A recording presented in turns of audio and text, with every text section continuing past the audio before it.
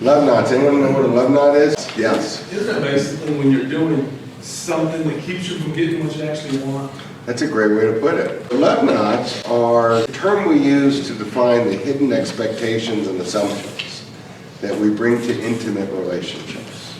That on the surface might look like they're true. But when you examine them more carefully, you realize they're not. Because they're not really based on logical or rational thinking. So here's an example. Love knot. If you really loved me, you would know what I want and you would do it. Since you don't, you obviously don't care. I cannot assume that you know what I want and need. I will ask for what I want and not expect you to know. As we're going through these 7, see if you find one or more that are somewhat familiar to you. Doesn't have to be exact. I tell you how I feel, you interrupt, disagree, or give advice, judge, or dismiss my feelings. That's not what I want. I stop telling you, I distance myself from you. If I want you to listen to me and hear me without comment, I need to ask for that. Advice is not helpful when the person does not want it. Learning how to listen attentively is often more important than giving advice. Thank you. If you're in pain, I believe I should be able to fix it. I don't know how to fix it, so I feel inadequate.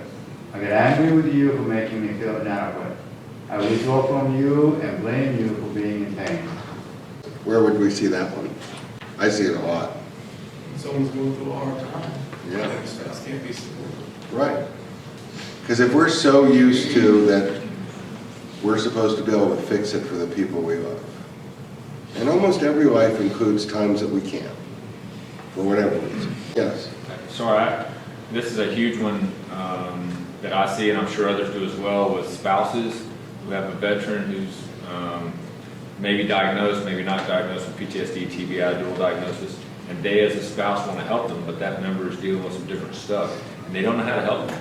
So they feel inadequate, and they get upset because they can't help, and they withdraw, and that's not to blame them, that's the last thing the veteran needs, but it's a very difficult situation.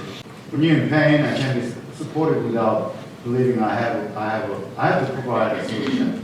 I can listen, empathize, and acknowledge what you say. I'll respect and honor your feelings as well as your ability to ask for what you want. When we've done surveys and we ask people and others too, what is most important to you, it's so often someone who listens to me, hears me. It doesn't mean they have to agree, it doesn't mean they have to do what I asked, but that they are a witness, that they hear me, but that's one of the most significant things that human beings want from each other. If I tell you what I want and you do it, it doesn't count because I had to tell you. You try to guess what you want and you don't get it right, I get angry. You would call that a double bind. You're in trouble either way. Do you want to read the untangled part? I cannot expect you to know what I want, nor can I expect you to do anything exactly the way I would. I can still appreciate the gift of whatever you do because you believe I would like it. Thank you. If I let myself get close to you, I will need you. If I am too dependent and need love, need you too much, I will not be able to survive without you. I will become weak.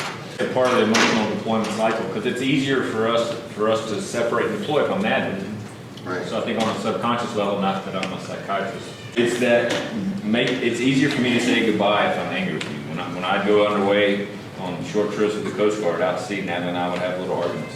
And then it's always nicer on the makeup end, on the back end of the deployment cycle, that I know I'm coming home and it'll be good news. Well, same thing with the spouse side. You know, having a spouse that's deploying or leaving, you're like, I got this. Just let them go. You know, go do what you got to do, and I'm good. And you start to distance yourself before they leave too.